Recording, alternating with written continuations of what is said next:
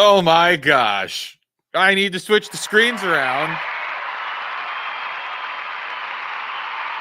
Welcome in, everyone, to the most professional stream on the internet. I am the real-life fake wizard, and this is the Wizards Crash Out of the week. I hope we're coming in loud and clear. I just turned everything on and set everything up like right within the last 60 seconds of going live, because this is the most professional stream on the internet. And we got a lot to talk about, and I wish we didn't, because I'm not happy with the things that we're about to get into. I'm actually like super annoyed. I'm annoyed again. It's like, for the love of God, can Disney do anything right? You know, like, does every single thing out of this company have to be nails on a chalkboard offensive, or like, so why did you do that? You did that for a reason. Things are being done by this company for a reason. We're going to get into that. We got a lot of topics to talk through today. Many of them I don't like. I'm not thrilled with them. I'm not happy. Disney being one of them. Lilo and Stitch is breaking records this weekend right now. It's on track to hit $1 billion by the end of its run, but I don't know. I don't know, man, because a lot of people like me are upset with the resolutions to this film, and we're going to get into some spoiler talk. Obviously, we're going to have to bring that up. I had a video come out yesterday. It was my first video back into doing the video production here. And I thought it was like a goner. I thought YouTube was punishing me for not posting that much. And no, I was pleasantly surprised. Like, they pushed it out late to the notifications, but eventually everybody started to see it. So I'm kind of happy about that. That's kind of neat. All things considered, I thought that was like a goner video. But yeah, I did already talk about it. I already did a video discussing this film, but there is certainly more to say. There's certainly more to get into. And we're going to talk about that. We're going to talk about Mission Impossible Final Reckoning, which is, I haven't seen it, and I don't care to see it. I just don't care. We'll talk about why. We will definitely talk about why. Wheel of Time has been canceled over on Amazon. We'll explore that a little bit. And then I want to get into a little bit as far as the video games is concerned, because we've got this is some good news, perhaps. Perhaps it's a shred of light with good news. And that is with the release of this game I have not played yet, but I have installed, called Tainted Grail. And that is something we'll watch the trailer for together when we get to that towards the end of the show here today. So other than that, let's buckle in and get to it, because we got, man, I am sick and tired of Disney and their nonsense. I truly believed that this Lilo and Stitch film was going to be like just a bland one-to-one recreation of the original animated film. It could have been. Like, it so could have been. And look, we have two options in front of us for the kind of conversations people could have been having about this film, right? On one hand, you go with the direction that they chose, which is extremely polarizing. You extremely polarizing choices, creatively narrative choices that are going to upset people, right? It's going to be very polarizing. That's option one. Option two is you just do a 1-for-1 of the original movie, and then people will say, oh, well, it was just the same thing over again. It was just the same movie. Which is worse? Take your pick. You have option one, where you polarize lots of people. Option two, people are just like, yeah, it was a soulless cash grab. Because that's the end. At the end of the day, that's all it was anyway. That's all options A and B were. But it would have been better to just be the soulless cash grab that you can be. And instead, we get another form of, I'm calling it propaganda. Number one, it is a form of propaganda. But even more than that, and this is really what gets to me. Like, it's the kind of thing that upsets me in a way. You sit there as an audience member. You've driven out 30 minutes to go and sit in the theater. And as you're sitting here watching this, you're like, this not only is this for children, this is for families. But there's bullshit in here. It's subtle. It's deviously subtle. You know, you're watching the movie and you're like, oh, why are you doing that? Why are we doing that? I know what you're trying to say. All of these people in here are picking up what you're putting down, but they're not recognizing that this is some deviously subtle propaganda bullshit. And that's exactly what it was. That's exactly what Lilo and Stitch was. To some degree, I actually have more respect for Snow White. To some degree. Now, I'm not saying that one is a better film. I actually think one is not. Snow White is terrible, but Snow White knew what it was. Snow White knew exactly what it was. It was going to be polarizing. It marketed it itself as being polarizing. You had the actresses were polarizing in their discussions about it. It was everything about the Snow White film told you exactly what it was going to be, and I respect that. They earned the reputation that they got for their film. Lilo and Stitch, on the other hand, promotes itself as being a one-to-one replica. Okay? It promoted itself as being a one-to-one replica.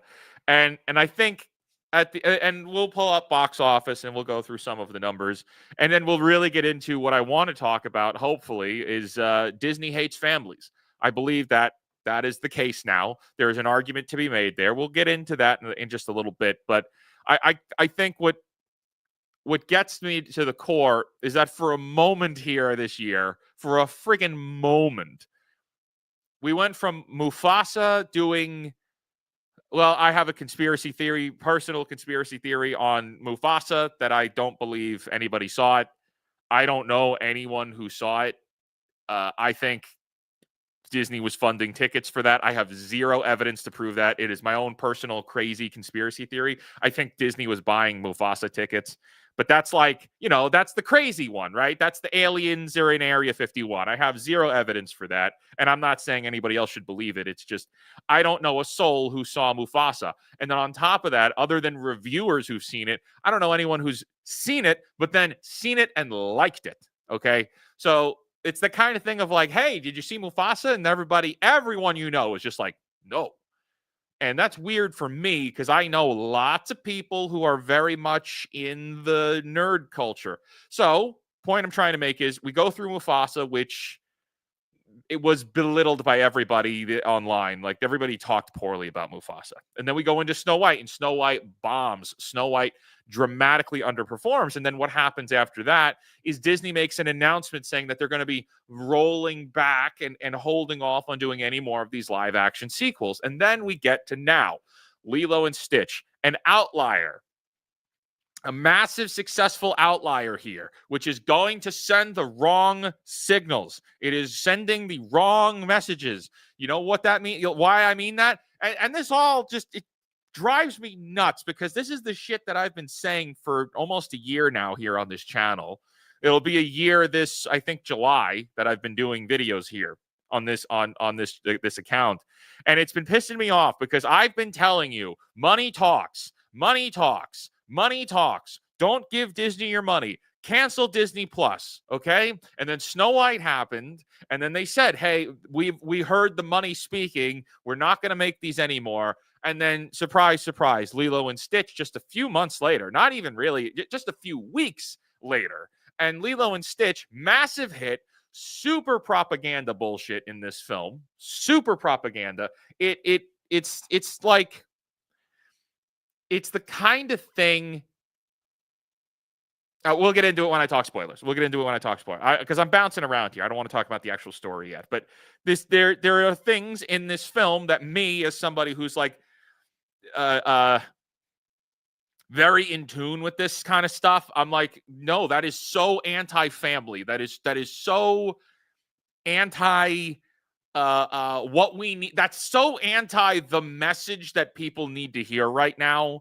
It is the antithesis to what families need to hear. It is the antithesis to the message that we need as people right now. And that's Lilo and Stitch. Lilo and Stitch 2025 is the opposite of what we need right now as a people, especially in the West. And what we needed was Lilo and Stitch 2002.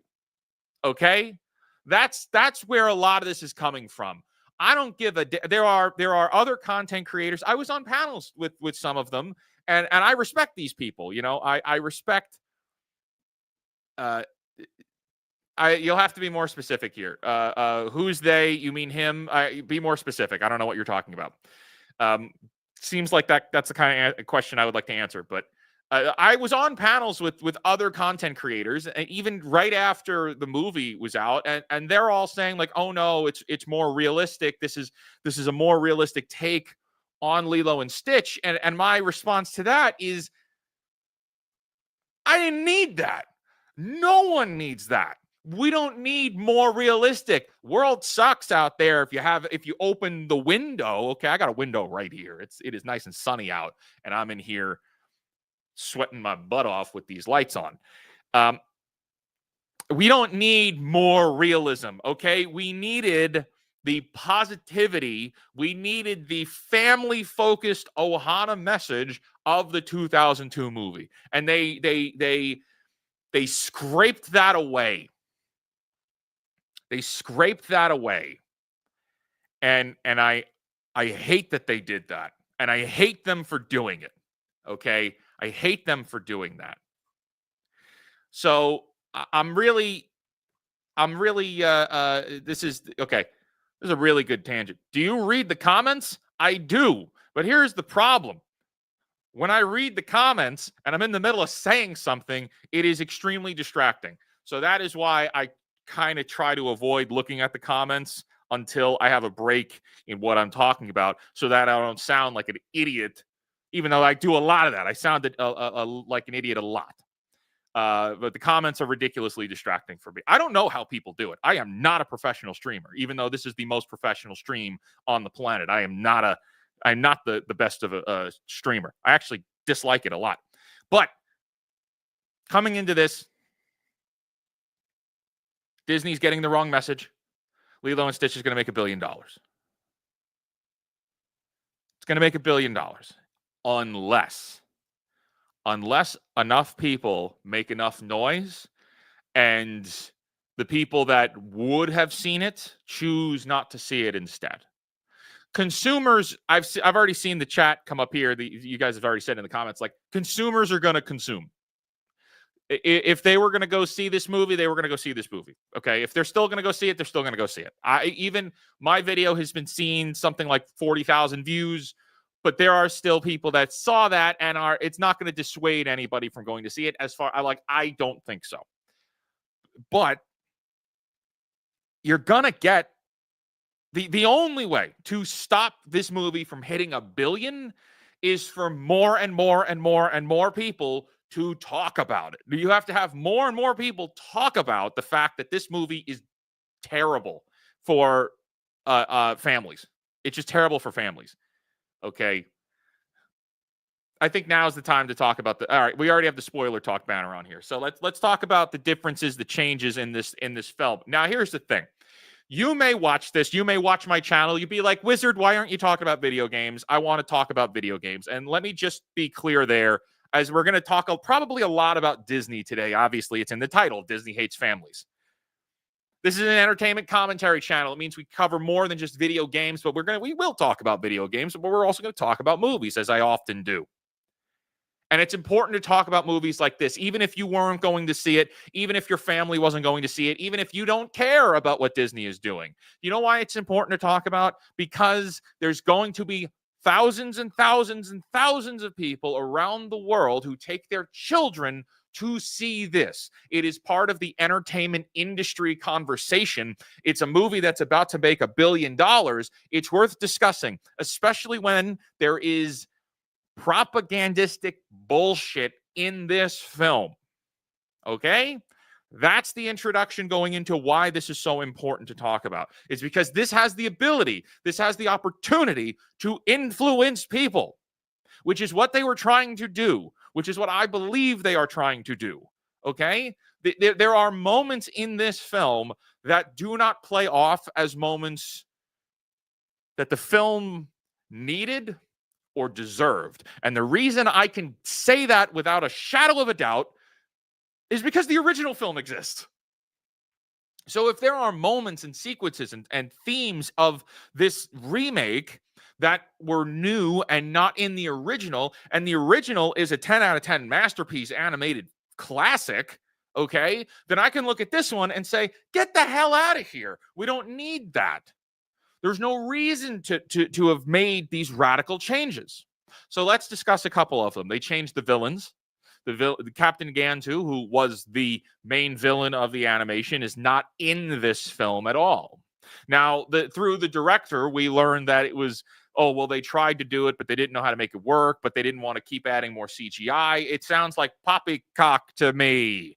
It sounds like poppycock. It sounds like it was a budget issue. And the reason I can kind of take away from that is because the amount of CGI in this film that is required for all of the aliens, it's not good. In fact, it's quite terrible. It's very, very, very bad. It's not good CGI. So then fast forward, so we understand it's like, all right, well, injecting this, 10-foot tall shark character, humanoid shark dude, was not going to hit the budget very well.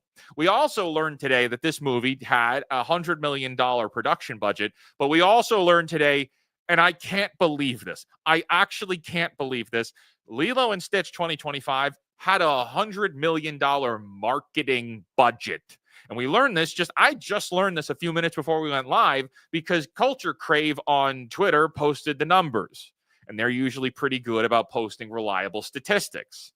So, oh my gosh, you mean to tell me that with $200 million attached to this project, with $100 million of it being marketing, and I can't believe that because there's only, if you've seen my video, there's only 3 trailers for this movie. There's 1 trailer and then 2 clips, and those clips kind of tie into each other. So there's really not a lot of promotion to this movie.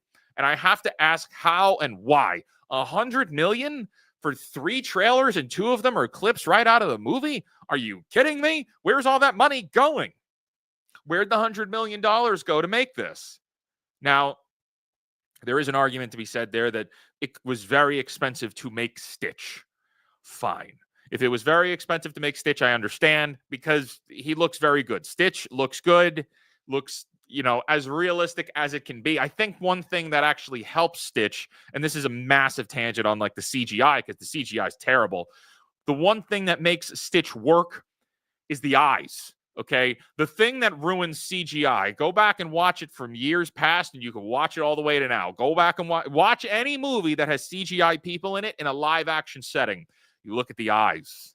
The eyes are the giveaway that it's fake. There's just something about it. There's just something about CGI eyes that is so unbelievable that we know instantly that it's fake. And I can't really describe it. I know that there's, it's an uncanny valley. There's a description of it, but definitely with the eyes. Go back and watch Tron Legacy from 2010, okay? The eyes on the Jeff Bridges Clue character, which is supposed to be a younger version of him from the 80s. You can clearly tell that that's CGI. It's not great. It's definitely there. So, with that in mind, Stitch has black eyes. He doesn't have any color in his eyes. It sells this quite a bit. It makes it much more believable. So, really, that's the only thing that saved Stitch in this film. Okay? Let's move along. So, the villains were terrible. The villains were not there. They made Jumba into the main villain, and they brought in Zach Galifianakis to play him, which means that he just didn't care. He's there for a paycheck. He's phoning it in. He's not trying different voices. And in an interview, he said that he wanted to try other voices, but also he's not good at doing voices.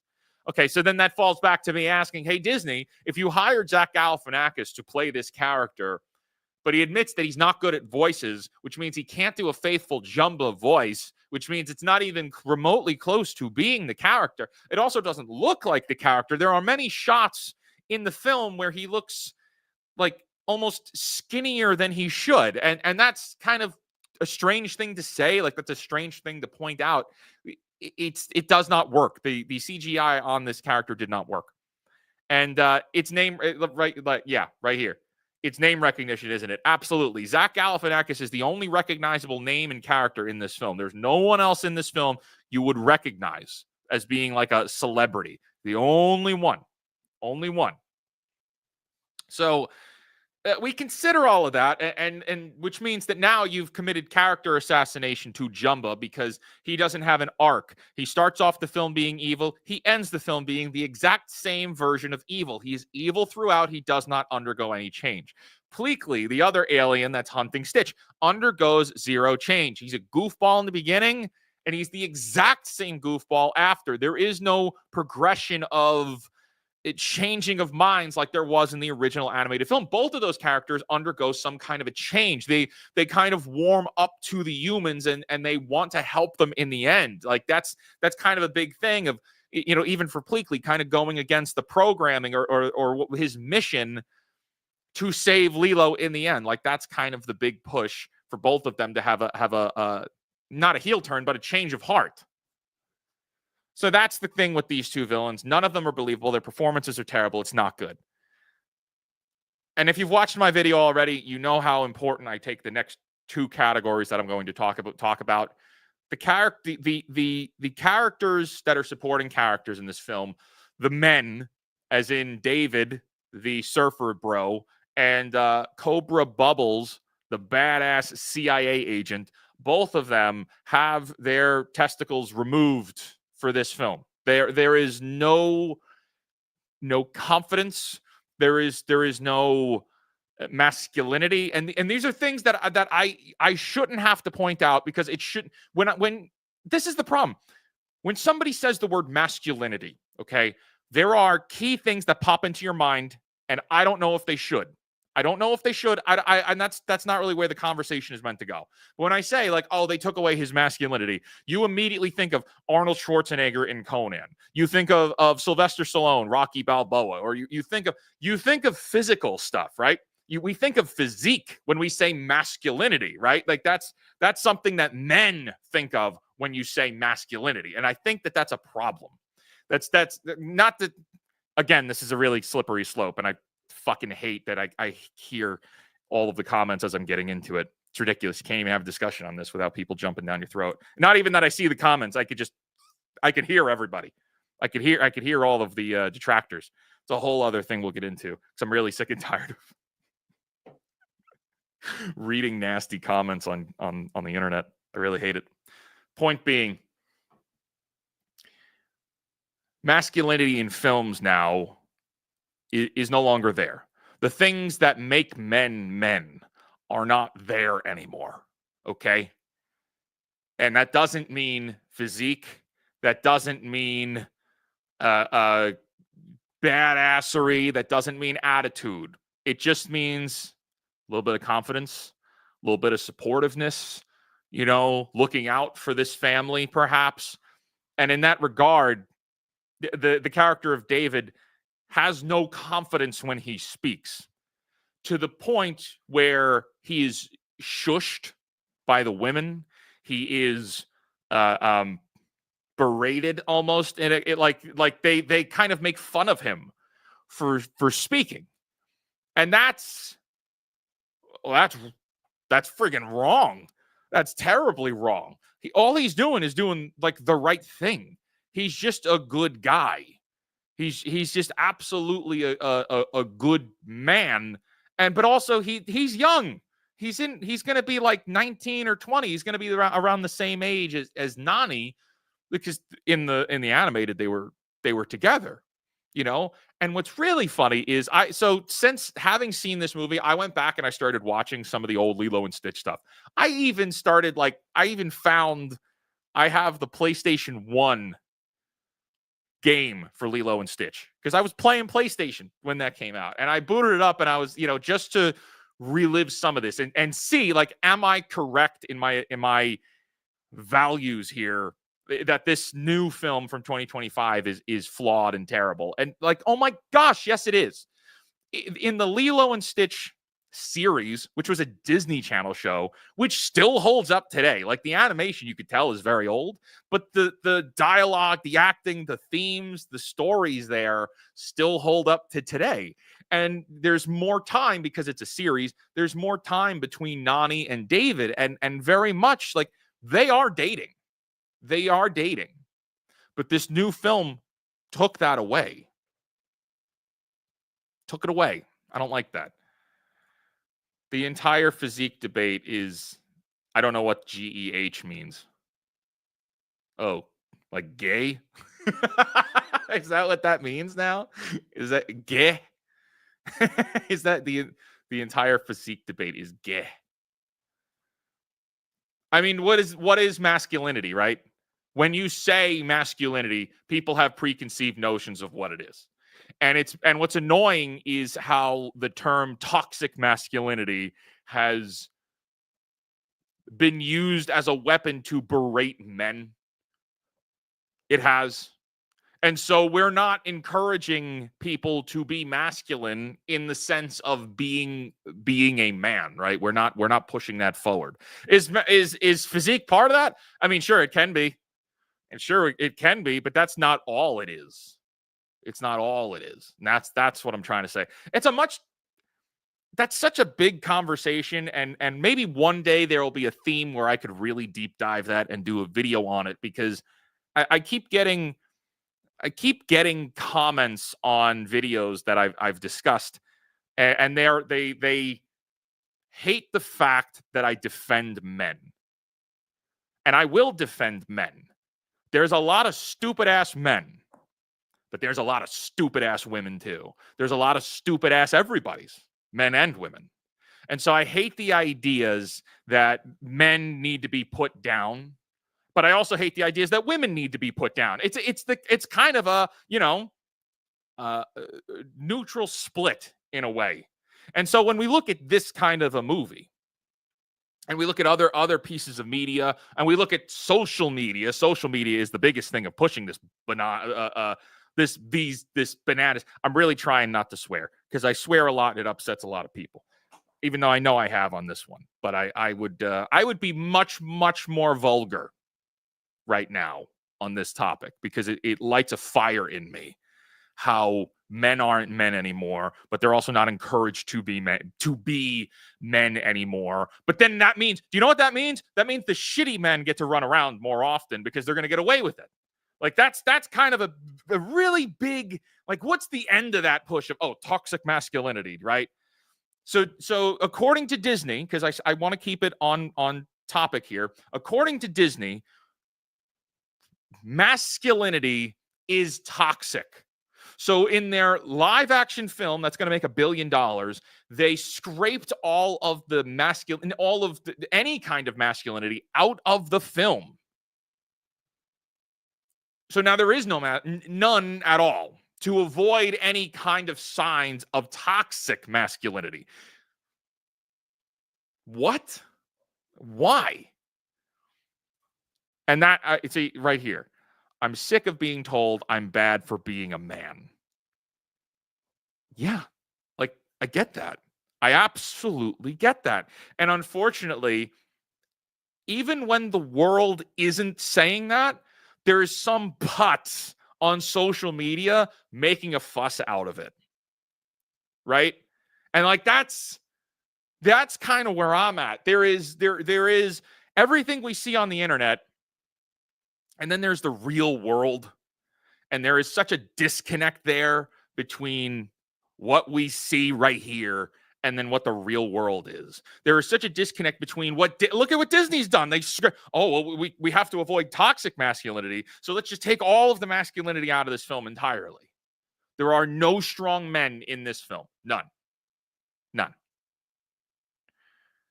And so it's a conversation worth having. There's been a lot of instances where I know I've seen comments from men that I've spoken with some, and people are hurting. I think there's a reality where there's lots of men out there. There's lots of men in my comments. There's lots of guys who challenge me, young men, young, in their 20s and 30s that I speak to. And these poor souls have no direction. These poor souls have no direction, and they just kind of float through life. But they know that that's a problem. They know that they're floating, and they want more, but they don't know what more is supposed to be.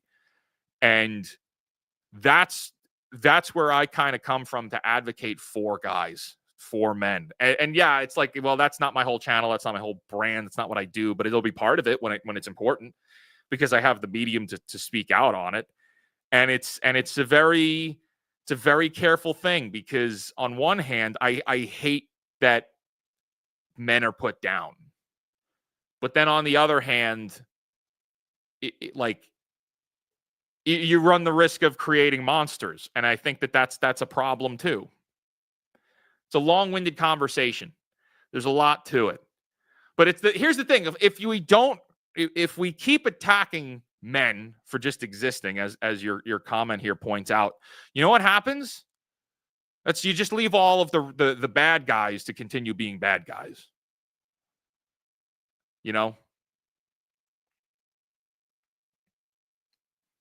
And that's the thing.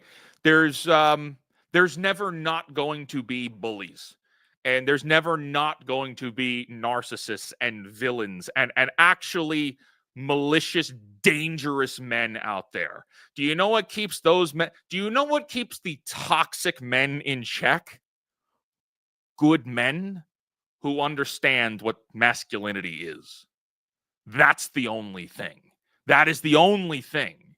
The good men who can look in the face of bad men and get them to stand down is the only thing. And I look around today and I don't see good men. I see us raising generations of selfish, conceited, narcissistic, psychopathic, hedonistic, disgusting, perverted, pathetic men. That's what I see a lot of now. And we get Disney movies like this that show more of that show cowardly, sniveling, shy, pathetic ass. Dude, the dude's a surfer. And in the animated movie, yeah, he's a little clumsy, but there's the term that I do not associate with the animated counterpart is cowardly. Now, you get a man who stutters through his words. I stutter, but it's not for fear.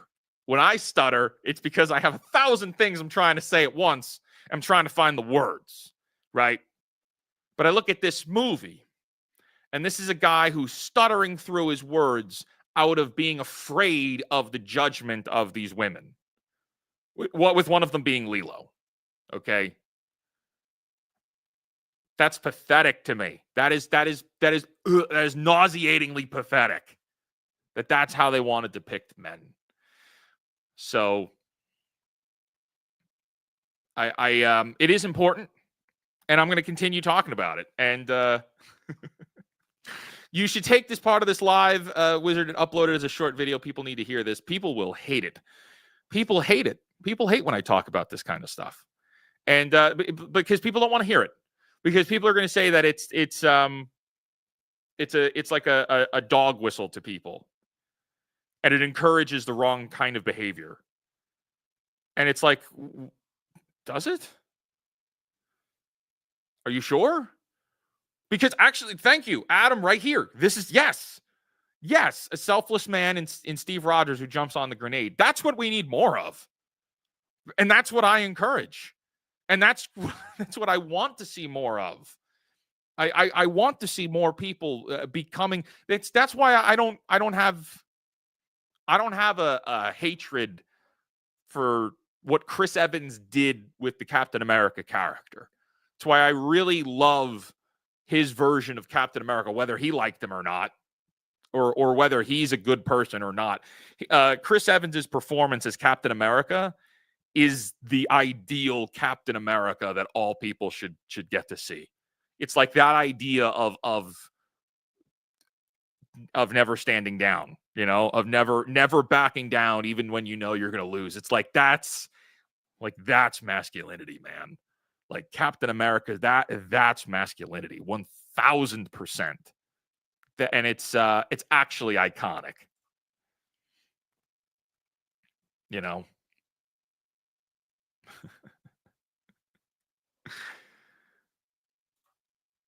It's all good being aspirational, but guys just have to exist to be masculine. Hey, look, it's look, in the nerd spheres, gaming, entertainment, and we'll get back on topic in a second. In gaming, in movies, in nerdiness, in toys, in collecting, in Comic-Cons, in good Lord, in every facet of entertainment, and that's why I like to talk about the industry. You're going to find lots and lots and lots and lots of people who are using these things like movies, TV, games, entertainment as distractions for their own lives. And unfortunately, that's because many of them don't know any better. And those are the people that I really want to speak to. Those are the people that I really want to reach, because they could be so much more than they are. And it's like nobody tells them that they could be. Nobody tells you that, when you're growing up, unless you have like parents that do, like nobody tells you that you could be whatever it is you want to try to be. It's like that's been a big wake up for me. It's like, yeah, you know what, every hour you spend playing games is an hours plural, not working on something important that's going to better you. And I feel like that's a really big message that most people don't hear enough of. I care that our stories are under attack. Why? Because like we just said with Captain America, that inspire, a guy could see that as a kid, a boy could see that. And then that could inspire him to be a little bit better, right? But if that's taken away, if the Captain Americas, the Batmans, as you guys are saying, if those are all taken away, and all we're reduced to is sniveling little pathetic cowardly men who are afraid to speak to girls, get out of here with that pathetic ass shit. That is disgusting to me. It is pathetic. And that's what's being left behind. Okay? So they're taking away the heroes and the stories that matter and replacing them with sniveling snot little dweebs that have firstly, they have no reason to be afraid. But on top of that, is this the kind of thing you want to show to your sons? Is this the kind of thing you want to show to your daughters too? Let's play it on the other hand. Is this the kind of you want your daughters to believe that men are just sniveling little cowards like this? You know what I mean? Like, that's not good. That's not good. That doesn't help anybody either. It's not good. You should be trying to empower women almost like similarly to be a little bit tougher, but also to not surround yourself with sniveling weak ass men like many do, and many are encouraged to. It's not good. And it's something that it weighs on me of like, where are we going? These are the things that I think about because I have to know them, because that's part of the place that I work in. It's part of the industry I work in, And see, that's I'm sad and glad that I don't have kids. See, I don't know if that's a good thing. No, I don't know the context or the details there, right? And then of course we got somebody like Comics Dad here who is absolutely not. My girls know the difference between a good man and a man child. Absolutely. And that's awesome. Right? Because I see a lot of people that say that they're sad and glad they don't have kids. I don't know, man. The desire for children that I have is like at a boom now, but that's because I'm old and I'm getting to a point where it's like, oh, well, now's the time for that. And it's like, that's the most important thing in the world to me now. Okay. I realized early on in my 20s, like very, very early on in my 20s. And this is, and maybe this story here, this is a little anecdote. I promise we're going to get back on topic. But when I was in my 20s, I realized that I was not going to be able to work in the conventional corporate world. Okay. I've worked in billion-dollar companies, and I've gotten extremely high in position in these firms. I've done my time and again, but I realized, oh, that's a really bad comment. We'll get into, maybe we'll get into that. That one sucks right there. We'll get into that. Shit. I wish I didn't read that. But I worked at these companies. So I'm sorry. I'm going to tie this up. I worked for these companies, and I realized in my early 20s, I'm not going to work in the conventional corporate America. I can't handle it because I hate it so much, because I feel like there's more I can do. So what I ended up doing was I went out and started my own company, and I did that for 7 years. Did that for about 7 years now of working on my own in different ways and being an entrepreneur. And I dedicated myself to that. So I wasn't dating. I wasn't, aspiring to get married or anything, with the motivations of, if I bust my butt now, I'm going to be able to do more for a family later. And then the family doesn't have to suffer through me losing when I fail. And this is something I recognized extremely early in my 20s, and it's something I did. Okay. Something that I committed to with the motivation of getting to now. And that is something that has weighed on me forever, right? Because that is important. I believe that it is important that we are having children and raising them right, because so many people aren't. I feel like that is like the most important thing. It's more important than, and I got Kingdom Hearts here. Like this, I was trying to play this yesterday. We'll talk about this in a little bit, but it's like all of my game time takes me away from the things that matter most. And in my case, the most important thing is having kids, right? So I think that that's very important. But that actually is a really good transition to this, and this is probably going to lose some of you people if based on what I'm about to say. We're already overpopulated as a species. Who are you to say that? That's a bit nihilistic, isn't it? That's a little evil, isn't it? That's an evil thing to say. We're a little bit overpopulated. So what are the solutions to that? We stop having kids? Really? I mean, as we're looking now, the populations are dying, not dying off, but slowing. Population growth is slowing, dramatically slowing. Okay?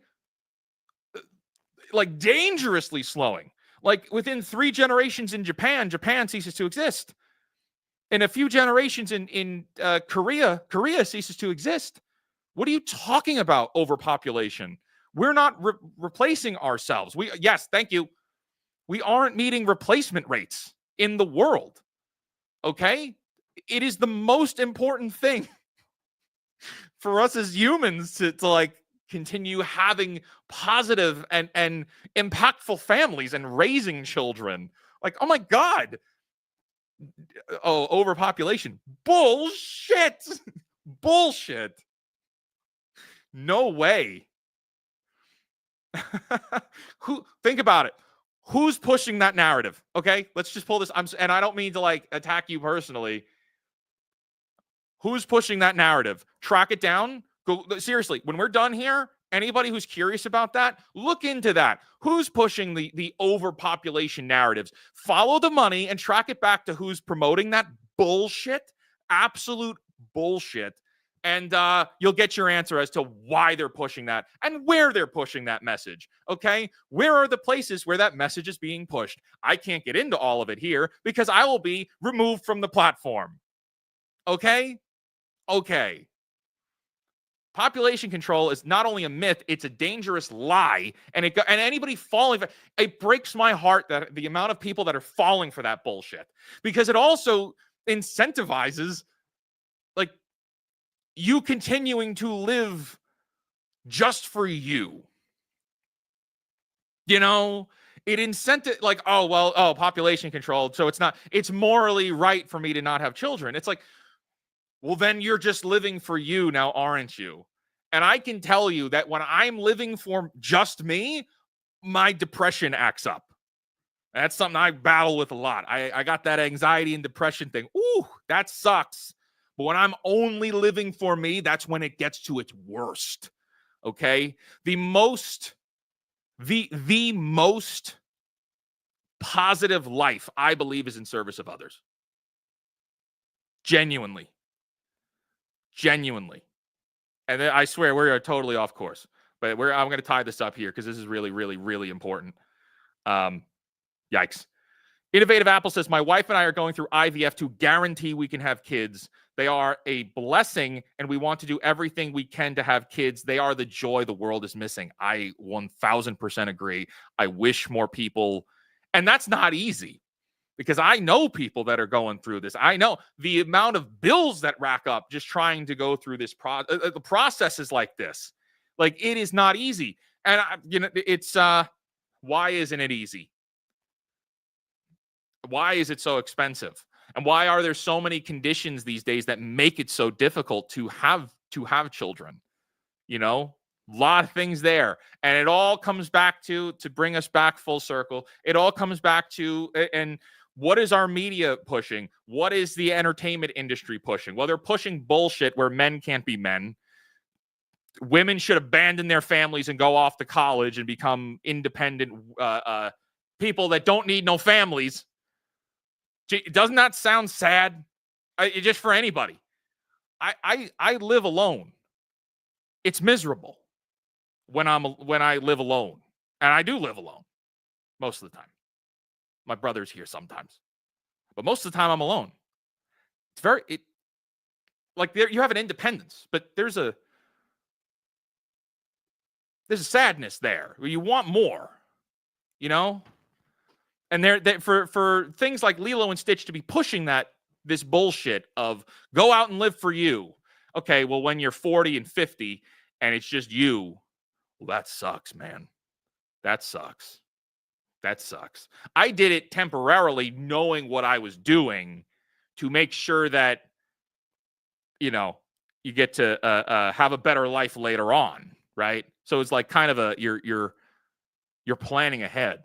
But for some people who buy into this, the narrative that we're given of the self is better than the family, the self is better than others, is sad later in life.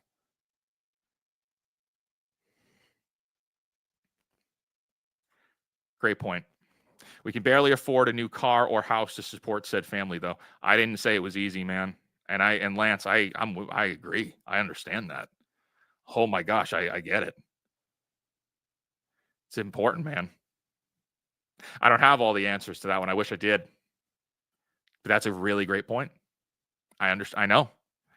I don't have all the answers. I wish I did. But we are way off course. You know what I mean? But I love your comments here. This is a really good one. I like this. I didn't know my small opinion would cause so much rage. Geez, it's not rage, it's passion. I'm not angry. This is important stuff. It's not an anger. That's another thing that gets like construed all over the internet. Rage. Oh my gosh, you're so angry. It's like, no, it's actually passion because this is the stuff that's worth caring for, This is the stuff that's worth talking about, especially when we know, like, my gosh, I know people that are living this life that they're trying their best and then like can't, right? It's so terrible when you have all these people that are having so much trouble. But then on the other hand, you have things like Disney putting you down for wanting to have families. It's like, that's insane, right?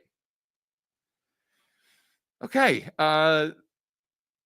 My biggest fear is being chronically blank isn't a great headspace for planning ahead and making goals like starting a family. It's a fight, and I'm fighting most days. Why leave behind a family? Well, that's okay. That's rough. But I think this is really big. I think in a lot of ways, this is the kind of conversation that needs to be had with more people. And I think you need to be able to talk about these kinds of things. And, What are you after? I don't know who you are. I don't know what you look like. Don't know where you're from. Don't know how old you are. Don't know your background. Don't know anything about you. But all I could say is, knowing the very little that I've seen, and I think I've pulled up your comments before, and this is a really rough one. And I guess I hadn't planned on going this deep on this conversation, but this is so important for people to hear, is to have open dialogues like this, because it's rough out there. What are you after? What are you here for? What do you want to do? Who do you want to be? What are the things that give you passion? The same passion that you see how I light up with passion about topics like this, because I find them to be so important. Where do you stand, like, on what lights you up like that? You know, for me, I saw The Acolyte and I said, screw this shit. And I put on a fake wizard outfit from Spirit Halloween. My hat's from Spirit Halloween. And I started making videos. And then I had to start learning how to make videos better. And then I started spending money on buying cameras. And, oh, look, I have a Steam Deck that when I push the button, it makes the Taco Bell sound. Okay. Like these are the things that light you up inside, that it's like, what are those things? And you don't need to have the answers for them. You don't need to put them in the comments. You have to, what is that thing that is like, I'm gonna do that, man? Like, that's it. Okay, write them down. I don't care how many there are, the more the merrier. What are the things that light you up inside? You know, obviously nobody likes going to work when we call it work. Fine. Like, but you know, when you get up in the morning, what are the things that you look forward to? And then isolate those things, and they have to be real. Like, they have to be the real things. And if you don't know what they are, go try some shit. Go try some shit. Go try new things. Go to the new pizza place that just opened down the block. Just walk in and order a slice. Like, you gotta go live. You gotta go and find some cool shit to live for. You got to go meet some people, right? There's an app. There's an app you can get on your phone called Meetup, okay? And I don't care if it's playing Dungeons and Dragons or going and playing pickleball, even though I think pickleball's overrated as fuck, but that's just on me. Like, that, I know that's a little crazy to say, but seriously, you got to find those things, man. And there's not enough, but you're not alone. That's the other point. And maybe that's the saddest point of all, is that you're not alone, but nobody knows that we're all not alone in these moments of desperation. You know, in these moments of feeling like absolute shit, is that you're not alone. There are other people who feel the same way as you do, which then, I think, changes the dynamic. It changes the conversation we're having in our heads almost. You know? It's like, things could be bad. Things are really bad. There are some days that absolutely suck. But it's like, hey, you know, somebody else is like having a pretty shitty day too. You know, that other people feel very similarly. There's something comforting in that, is that even in the instance of feeling terrible, it's like, no. There's other people. Not only is this not a unique situation for just me, though I may feel like it's unique, other people are experiencing the same kind of dread, the same kind of problems, which means that you can get through it, because you're not alone in these moments. There's also the other side of that, is you should talk to people. Surround yourself with people. Yup. This is the stuff that lights me up, man. Because there are too many. I know too many men. I've spoken to too many of them. When I used to do TikTok, this was something that really scared the bejesus out of me. Not really. That's a figure of speech.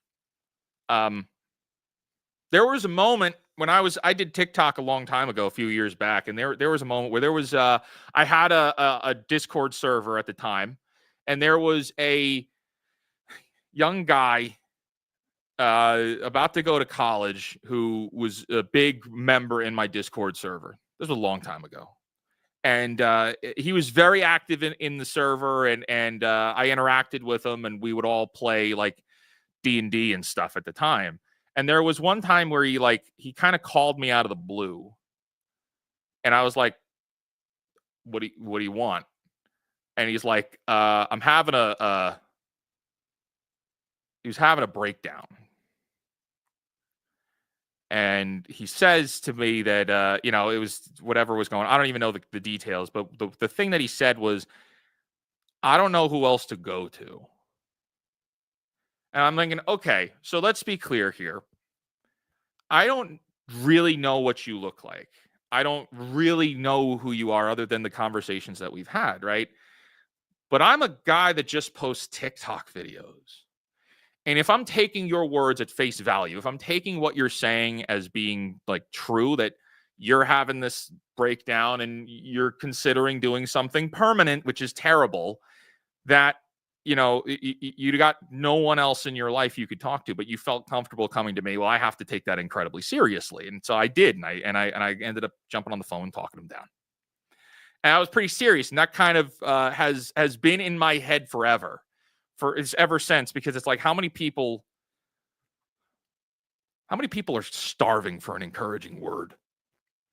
How many men out there are starving for an encouraging word because of the fucking world tells you you're nothing?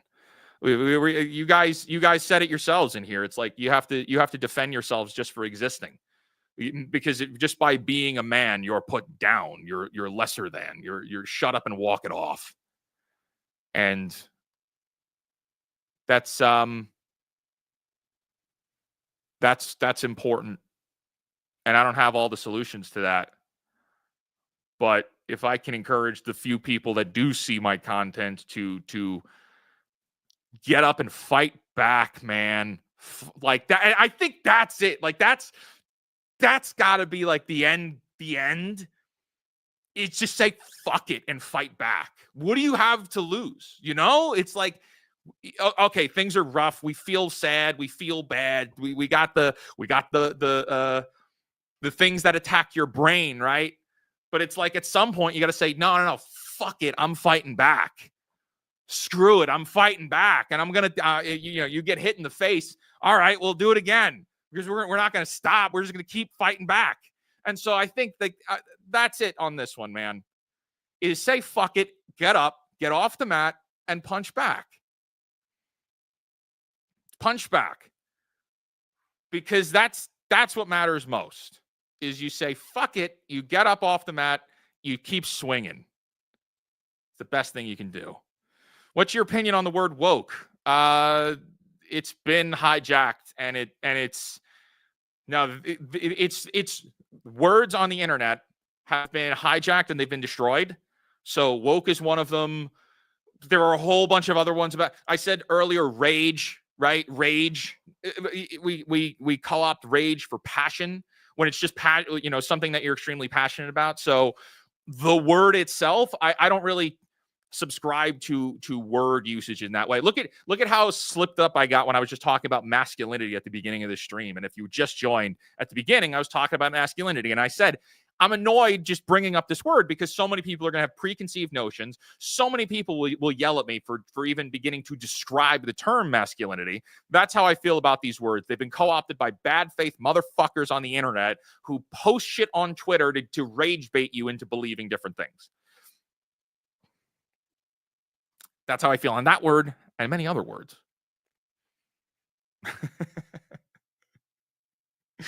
Oh, man. All right. Kelsey, for a 2, says, have you ever considered streaming on Rumble? If it was easier to do it, I would probably do it. See, here's the thing with Rumble. I would rather, when I'm a terrible streamer. I'm the most professional streamer on the planet, but that also means I'm kind of terrible at it. And Rumble does not make it easy to stream to their platform. If it was, I would multi-stream there right now. Like right now, we're streaming on YouTube twice, on 2 channels on YouTube, the main channel and the archive channel, and we're streaming on Twitter, right? If it was easier to stream to Rumble, if I could just hit a switch and do it, I would. So I hope that answers your question. I'd like to if it was there, but it's just not there. They don't make it easy. Hidden for a 5. I find the less I'm working towards what I want in life, the more unhappy I am. While whenever I'm moving towards my goals, I feel like there's hope. Yes! Yes, that's beautiful, man. That's it. That's it, dude. The more unhappy, yes, yeah. You're working towards. I find the less I'm working towards what I want in life, the more unhappy. Whenever I'm working towards my goals, yeah, you get. It's the journey. It's the journey. The destination doesn't really matter. It's the journey to get there is fulfilling. When we watch movies, when we read books, we lock in for the full 2 hours, right? And we remember the dialogue and the lines on the journey. We don't necessarily just care about the ending, right? If you're not enjoying the process, then there's something wrong. There's something wrong if you're not enjoying the process. And it has to be, what is that why? What is that thing that you're after? And it's going to be hard as hell. But you know what? Anything that was easy was never worth it. It's the things that are hard that we have to commit to for a long time that are usually the things that are worth it the most. So keep that in mind. And if I'm seeing this correctly, did Culture Crave just mention me in like a, did they just blow me up? Because that's gonna be an attack. Oh, no, not directly. It's just a bad comment. Here, I'll share my screen just so you guys can see what I'm talking about. Because I commented on Culture Crave talking about Lilo and Stitch because they put the marketing budget in there. And let's see this. So, let me zoom in. Lilo and Stitch debuts $341 million global box office, production budget $100 million, marketing budget $100 million. And I said, oh, now you start mentioning marketing budgets? Why not point those out before? Seems disingenuous to refrain from pointing that out on other films that underperform, which they do, which they always do. They very much, quite often, refrain from showing the marketing budget, and it comes to people like me and Nerdrotic and other creators, and I see Comics Dad in here. It's like it comes down to everybody else calling them out on what's the production budget and what's the marketing budget. So we see here, what's this moron say? Blue tick people always looking for a reason to be outraged for engagement. You think I give a fuck about engagement? I don't. I don't care about engagement. I care about calling out these fucking corporations that are trying to mislead you. And Culture Crave participates in that culture of misleading you. We do it often as well. Not every movie has their marketing budget revealed. Okay, except there are content creators who do have all that information. So you're full of shit because that information is out there and it is available to track down. Okay? We had it with Captain America, Brave New World, and then they tried to lie about that. Okay? Oh, you had it for Gladiator 2. Oh, wow, you got me. The movie that came out, what's that? 7 months ago now? The last movie you did it for was 7 months ago? And it's a movie. Really? Oh, yeah, you got me. Oh, man. Oh, I lost this one. Wow. I can't stand content creators.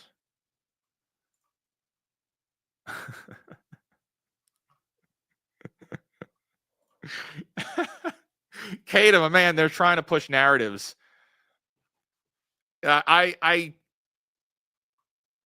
It's just pathetic. It's the kind of thing of like, people want to make their money. People go out and they work and they make their money in some way, right? A lot of people, blue collar, white collar. I don't care what kind of collar shirt you wear.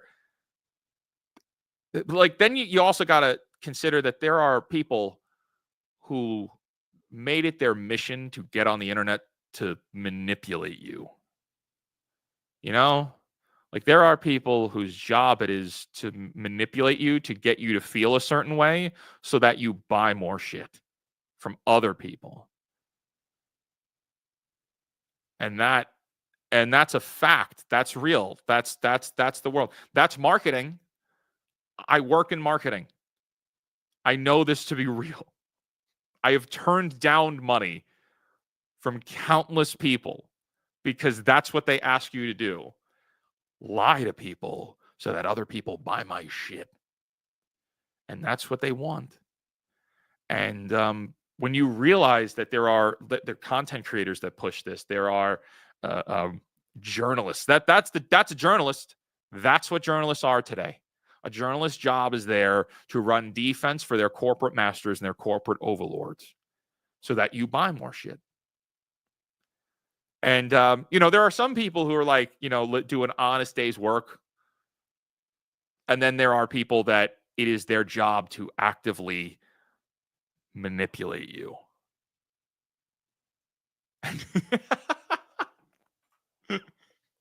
So are you telling us you won't get Raid Shadow Legends?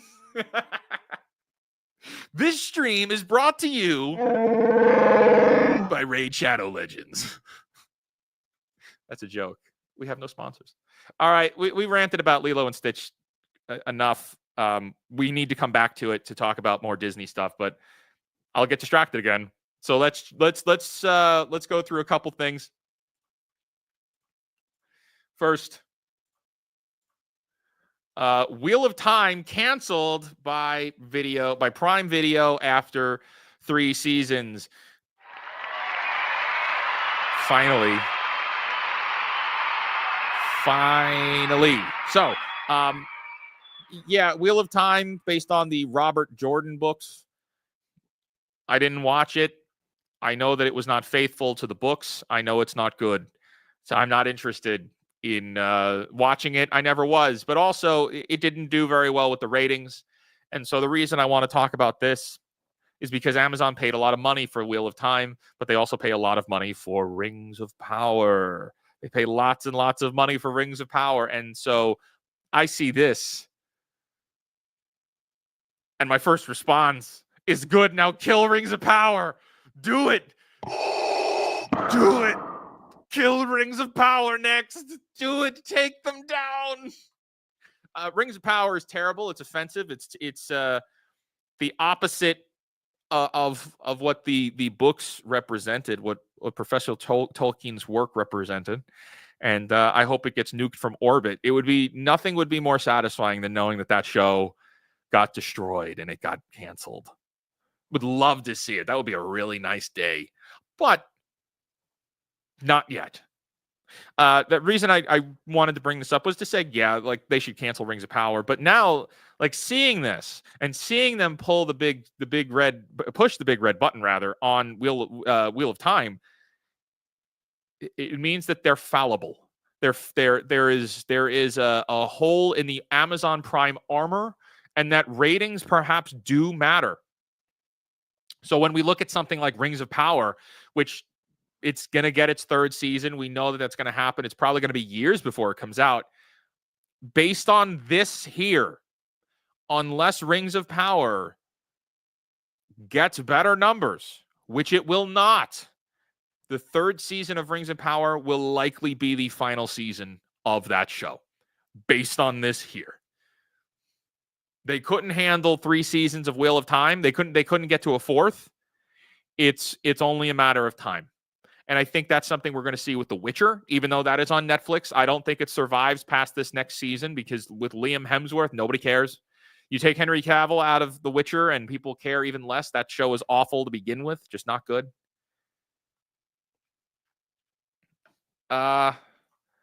Amazon is a puppet company for our great dictator called Donald. I don't think that's true. I really don't agree with the Amazon puppet company conversation at all. Let's talk about this. This is a really good segue, and I didn't really, not segue. It's a really good discussion point. There's something really interesting going on with corporate America right now. There's something really interesting going on with corporatism around the world. It's not just America. If we look very closely, we are now finding out with Donald Trump's tariff war, and wherever you stand on that, I don't care. I'm not a fan of it. It's made my line of work very difficult for nothing, personally, just a personal thing. But if we look very closely at that, do you know what you're seeing right now happen with all the corporations? They are using the tariff and trade wars, the tariffs and the trade war, to raise their prices on everything without consideration for the actual tariffs. And now that sounds like kind of crazy. It's like, Wizard, what the fuck are you talking about? Okay, well, let's look at Microsoft for a second here. Microsoft raised all of its prices with the claims that Xbox and all of their Xbox games, are from China. Okay, that wasn't true. Firstly, a lot of the warehouses here in America are loaded with Xboxes, so they have a supply of them here already. And video games, the discs are produced in Mexico, where there are not stringent, like the super strong tariffs from like there are in China. The price increases do not match the tariffs going up. It is entirely to raise prices and use the tariffs as a smokescreen hiding behind the trade war. The point I'm trying, and this is not just Microsoft, this is happening with lots of companies, okay? Amazon tried to do this. They are still trying to do this. So when we talk about something like, oh, Amazon is a puppet company to Trump, no, they're not. And here, what happens here? If all of these companies raise their prices on things and they blame the tariffs, and then the tariffs go away, which the tariffs are, some of them are going away. It's still not over for many others, right? All of those prices are now elevated. They're higher, and they're not coming back down. Like, people, wake up, goddammit. Wake up. Wake up. Wake up. The corporations are the fucking bad guys. Wake up. Please. For the love of God. Microsoft is the bad guy. Okay? It was never about the tariffs. It's never been about Republicans and Democrats. It is the corporations using the news as leverage to raise the prices that you have to pay as a consumer, despite tariffs. So this isn't a Republican-Democrat thing. This is, whether you like them or not, this is the current administration playing a bad hand of chess, because there's more people playing the game of chess. So whereas the current U.S. administration thinks that they're playing one-on-one with somebody like China, they're not, because corporatism has just entered the chat. It's all a scam. It's all a scam. Please. Now, this isn't just to the commenter here with Rain, right? Please wake up to the fact that the corporations are the true villains of the whole thing. Look at Nintendo, like all of this time of Sony doing stupid shit and Xbox doing stupid shit. And then we find out Nintendo pulls the curtain back. It's like, no, I was the real bad guy the whole time. And they twirl their mustache like Snidely Whiplash. And then we look down and Mario is there holding his hat over his heart, laughing like Muttley, like it's Wacky Races. Good. I'm not attacking you. I'm not really attacking anybody.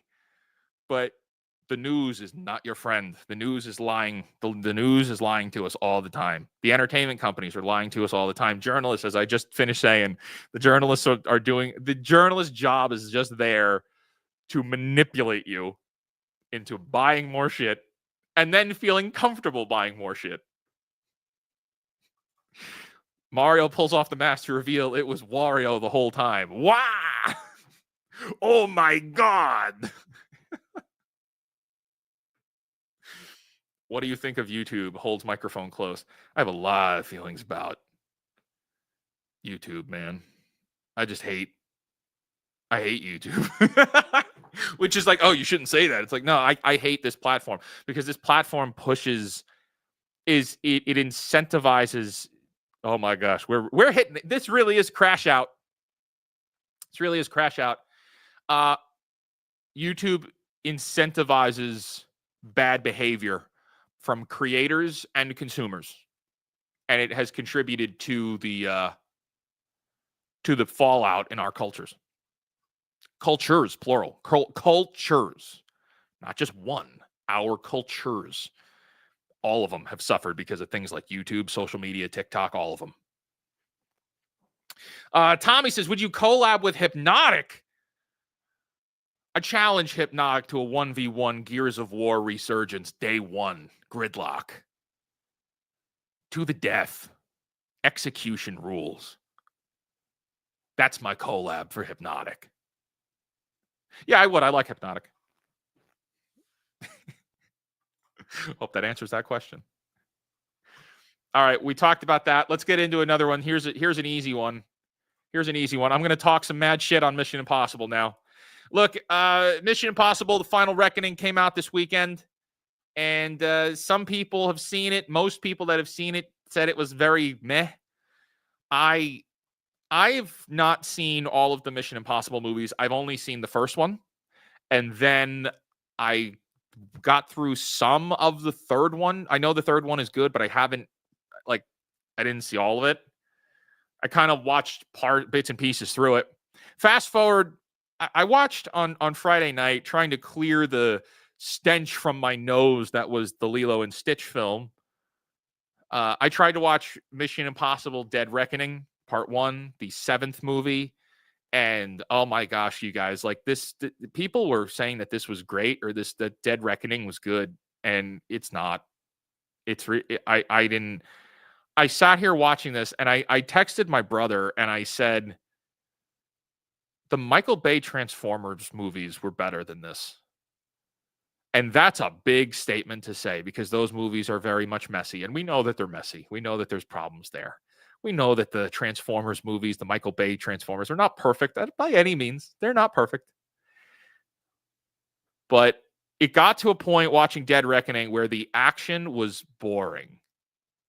And that's wild to me. It's like the movie wanted to be John Wick, but it is not John Wick because it's not nearly as interesting. And maybe that's kind of a wild thing to say because I haven't seen the previous 5 films. But just coming in on Dead Reckoning alone, it is loaded with Deus Ex Machina conveniences. It is loaded with just convenient disappearing from one place, reappearing in another. Miscellaneous jargon that means nothing. It has got action set pieces that mean nothing because you're not emotionally connected to the characters, and it's really long. I mean, it was over 2.5 hours, and so I had planned on seeing this because I wanted to talk about it here. But when I watched this first film, and I realized this is an action movie for normies, and that's not a bad thing. But John Wick was also an action movie for normies, and John Wick was awesome. Okay. Yeah. John Wick was mid. Have you seen John Wick 3 and 4? 3 and 4 were great. They were so fun. They were really good. But I look at Mission Impossible 7, because that's the only one that I watched leading up to this 8th film. And it's just like, oh, we're still in the car.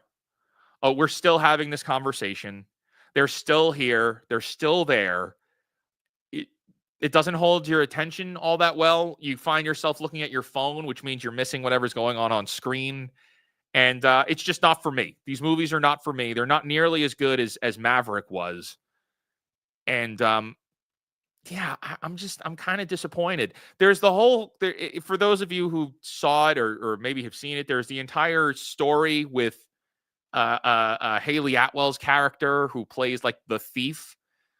Not any of that is believable. The performances were believable, but the actual narrative of what's happening is not believable. Like, I don't believe that he would just let her get away like all the time.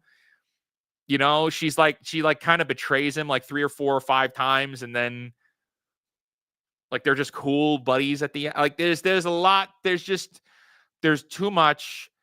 It doesn't pass that dismay of disbelief or whatever that term is. Like, you have to be able to believe what you're watching, and I didn't believe it. So yeah, I just wanted to talk about this very, very briefly. Mission Impossible. I don't care to see it. I'm not going to see it. 3 hours is a long time. And I don't want to lose 3 hours. It's pretty important to me to not lose those 3 hours. I'd rather do something else that's more satisfying. And I'm sorry, Mission Impossible just is not it for me. So I will not be doing it. I will not be seeing it. and which means I will not be reviewing it. But I will invite you to review things here on Criticless and join me on Criticless, where I post reviews. And the last thing I posted was for Lilo and Stitch here. What did I give it? I think I gave it a 45. Yes, I did. Suspension of disbelief is the term you're looking for. That is the term I was looking for. Yes. Yes, I was missing the term. Thank you. Okay. Well, let's get back into it. Let's get back into it. But this time we'll pivot into the meat and potatoes of what this stream is supposed to be, which is a discussion on how Disney hates families through the eyes of tying up where we left off with Lilo and Stitch. Lilo and Stitch ends with the original film. Let's talk about the animated 2002 film. It ends with their house being destroyed in the final fight. And Nani and Lilo, Nani's able to keep Lilo, and she's allowed to be the guardian with government protection, because the government is going to look out for this family now, because this family has grown in members. There are people that have become part of this found family. There are Stitch, and then the two other aliens become part of this found family, and they build a whole attic, and the aliens live in the attic, and it becomes, Nani is not raising Lilo alone, and it's Ohana means family, and they've inherited cousins, and it's a beautiful ending. It's a positive, happy ending. It's great. This is the animated movie I'm talking about again.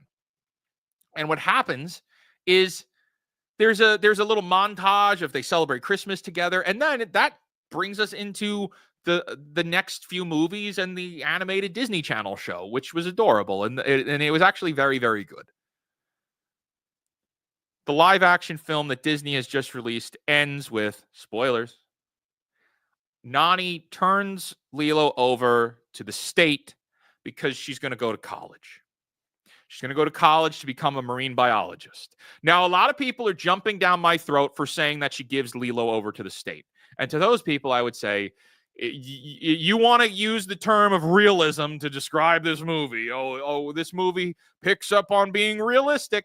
Hey, full context. Nani turns Lilo over to the social workers, which means you turn him over to the state, and the state is now going to intervene in putting Lilo into the house of the neighbors, Nani's neighbor. And that's the ending. The aliens go away. The other two aliens that would have been family here go away. One of them was the true villain of this film. So he's not going to be the uncle that makes science-y shit for the family. He's not going to help them rebuild the house. So the house is destroyed in the end, and it's not rebuilt. And Lilo goes off to live with the neighbors, with David, the surfer guy, being one of the people living there. And Nani goes off to college. Now, people say, yes, thank you for Hornetbot for bringing this up. What do you mean it's not realistic? Have you ever seen a blue furry alien? So let's get into that realism discussion, because I'm really sick and tired of these people using realism as a freaking defense here, man. God. Oh, well, it's realistic for Nani to go off to college because she's not going to be able to raise Lilo. Some movies about aliens. It's a movie about aliens, so that realism factor goes out the window. So we're not here for the realism. We're here for the Ohana. We're here for the family push of this family that suffered one of the greatest tragedies someone could suffer. That's what we're here for. And on top of that, we want to see that family come together whole in the end. Well, maybe not whole. What do they say? A little broken, but still good. That's one of the lines from the original movie. And in the end here, no. Ohana means I'm going off to college. In fact, and I could be wrong, but I don't even believe, somebody let me know in the comments that you've seen the movie. They don't even use the word Ohana correctly in this film. Let me know if I'm mistaken in saying that, for those of you who saw the film. because I don't remember them actually saying it, but then again, I could have been zoned out from being so angry I was about to have a stroke. Passion. It's passion. Yes, Nani goes off to college, which is the opposite. Yes, thank you, Comics Dad. Yes, saw it yesterday, and no, they do not, except for once when Stitch was drowning at the end. Oh, yeah, there you go. Nope, the neighbor uses it once in the beginning, and that's it. Yes, all right, so I wasn't mistaken there. They do not, there is no Ohana. Right? And so why does this matter? Why are we talking about this? Why is this worth being mad about? And why am I saying that Disney hates families? Because in 2002, it was very clear that this film was about, family. That was the point. And the idea of found families. And we fast forward to now, and Lilo and Stitch ends with the shattering of this family, where Nani goes off to better her own life, and she leaves Lilo behind to be raised, whether you want to believe that she's going to pop in whenever she wants or not, be raised by the neighbors. Okay. The removal of the male characters, as we spent a lot of time talking about before, is an attack on families. Yes. The attack on sending Nani off to pursue her education so that she can better her own life and live for herself and live an independent life is that's an attack on family in a way. Because and we know that is an attack on the family here, because we saw the original ending. And the original ending has that whole family together. It's this found family. I just spent all this time discussing it, so clearly we know it's there. But in this one, no, she's going to go off and live her own life. And she's going to leave Lilo alone with grandma neighbor instead. Okay. Oh, there you go. Give me an example of a recent movie that promotes family. Vlad, that's my point. That's my point, Vlad. Because we look at all these other movies. Snow White doesn't promote family. It promotes socialism. But that's a completely different conversation. Snow White isn't about a family unit. It's not about is not really about your family. It doesn't have any positive parental figures. Mufasa, it's about lions. And what happens here is I can go through, and we can go through a full list of things films do not, especially Disney films no longer promote healthy, positive parental figures. Healthy and positive parental figures are no longer included in Disney films, or really anything. Because what you're going to get, if you look at anything that Disney specifically does, the father figures, the parents, specifically the fathers, are going to be oblivious to what's going on with their kids. They're either oblivious, incompetent, punching bags, or villains.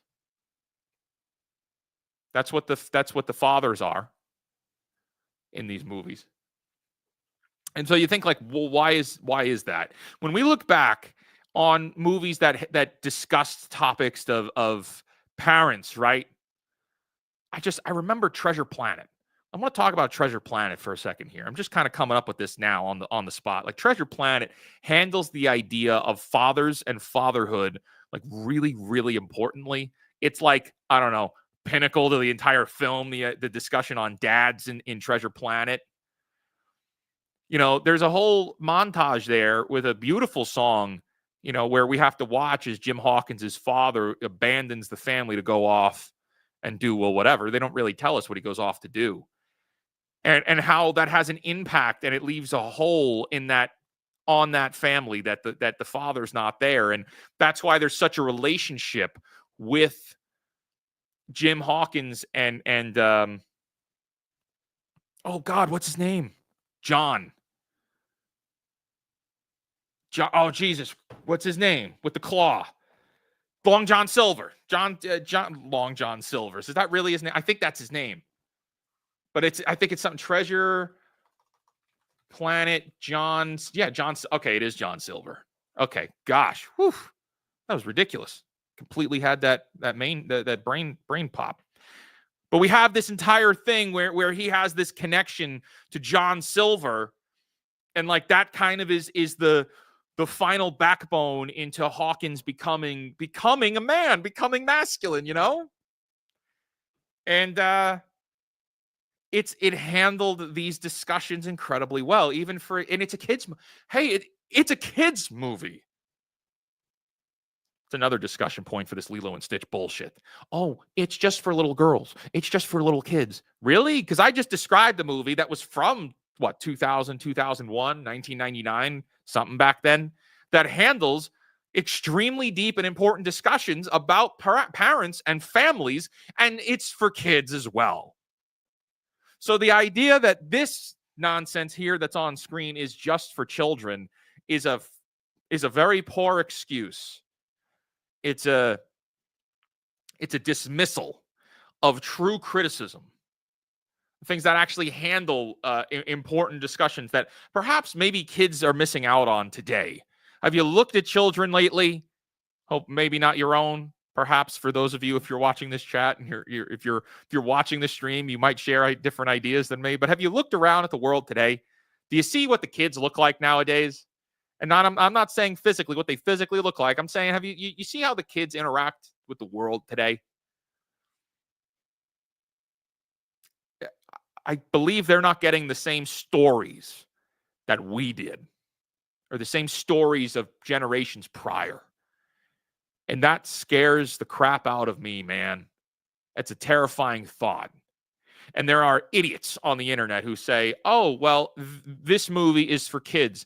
You stupid white man, you stupid men, you stupid adults. You have no business watching this, giving your commentary on it. You shouldn't be talking about it because Lilo and Stitch 2025 is not for you. Well, as an adult who's concerned with the state of our youth and the state of storytelling specifically, I'm going to point out that this is a horrible, horrible message to be showing to your children. When the going gets tough, abandon your family, go off to college, live for you. Hedonism is a virtue now. Living for you is the goal. Whatever makes you happy, right? Well, that's the opposite to what I said, maybe an hour ago when I was talking about living for others. The most satisfying life, you want to be truly satisfied in life? Live for other people, man.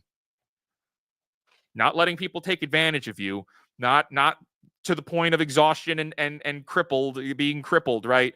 But finding ways to be of service to other people.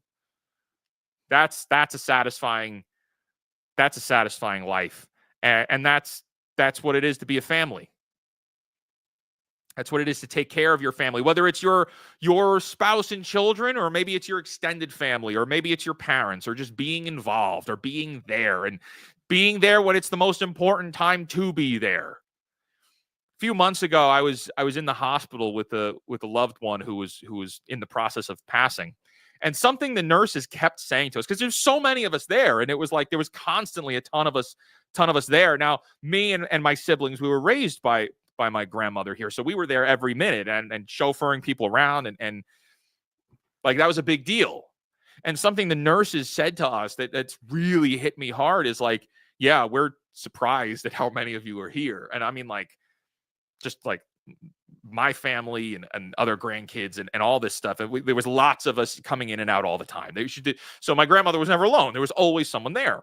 And what was the interesting idea of nurses, plural, many nurses saying to us, rather, most people don't show up. Most people wait for the call when it's over. And then like, that's when they want to come in and that's when they'll get involved. And that's sad. That's a very sad thought of how many people out there abandon their families for one reason or another. And sometimes it's like maybe it's justified, and then sometimes it's, well, you just don't care to be there when it matters most. It's a sad thing. The ideals around family is being destroyed.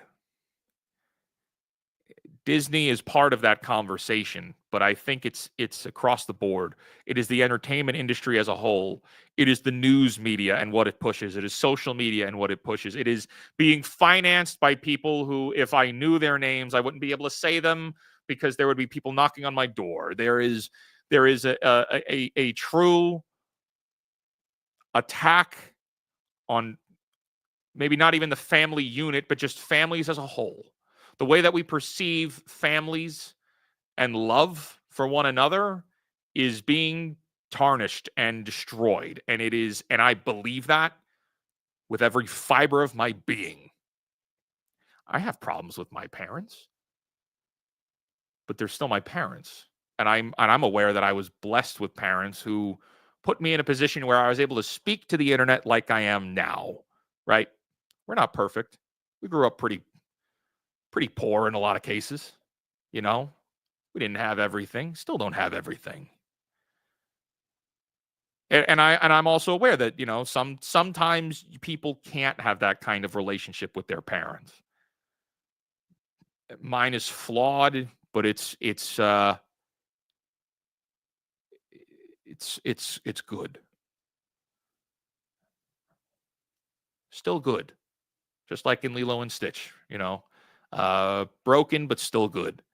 And that's I think if more people could find that with themselves and find that relationship even in with their own families, you know, be the one to make the call, be the one to pick up the phone and work things out with the people that you think you could try to work things out with. And then, you know, if they don't want to work things out, hey, you were the one that tried, you know. And that's easier said than done. That's a deeper discussion point. But look at movies today, look at television shows, look at social media.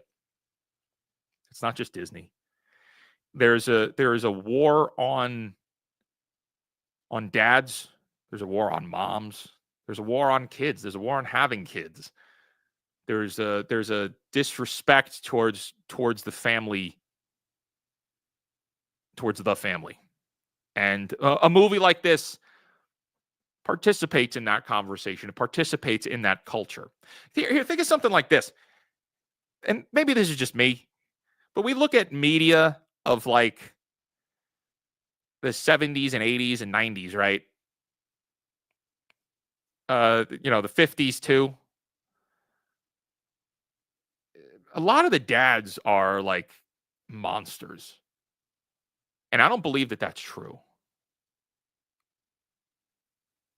You know, and it's the kind of thing of like we look at any kind of, let me restate that.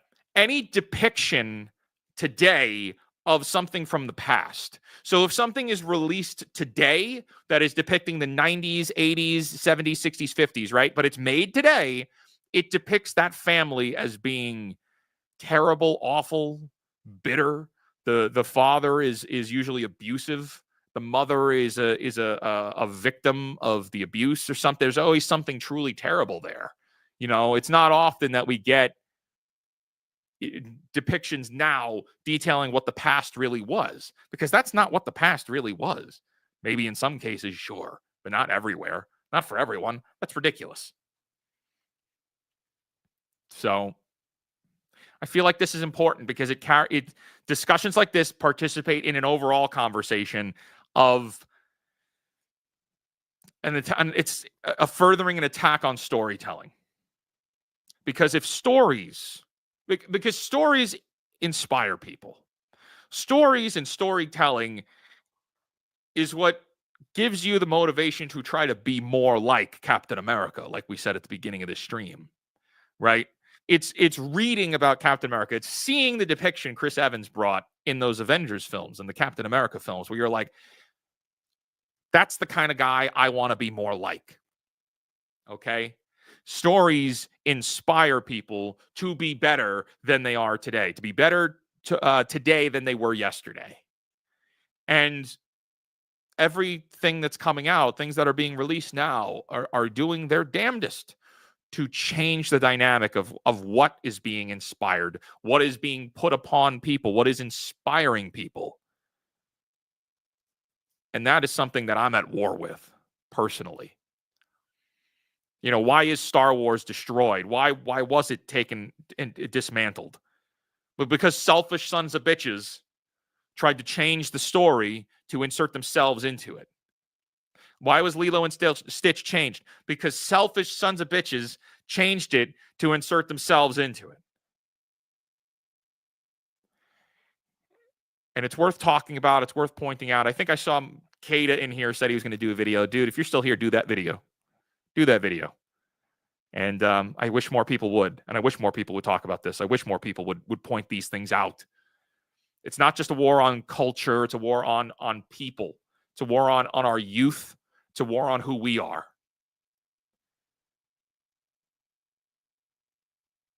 And it's important that we fight back. And the only way to fight back is keep calling it out, keep talking about it. Wake people up. Wake up, damn it. Wake up. Wake your friends up.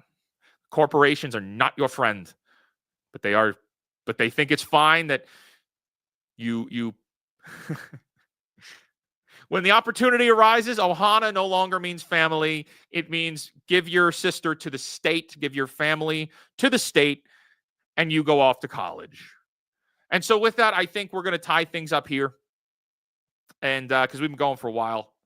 But that is going to be the stream here today. I am going to leave this public for a little while. I want to see, we're going to do a little test to see if the archive channel is still necessary. A lot of people give me grief. They want my streams to remain active, and I want them to remain active. And so, you know what? We're going to try to leave it active. Let me see if there's anybody else that is also streaming now that is around that we could potentially raid. Where is the option? Okay, here we go. Redirect. Anybody else here? Nope. No one else here. No one else is live. It's all good. My friends, this has been really good. We got more videos coming this week. I'm going to try to crank more out. And don't fall for it. Talk about it. Talk about it. Talk about it. And call it out. Tell your friends that it's not just an attack on people. It's not just an attack on peoples or cultures. It's an attack on storytelling. Because if you can control the story, you can control the motivations of the people.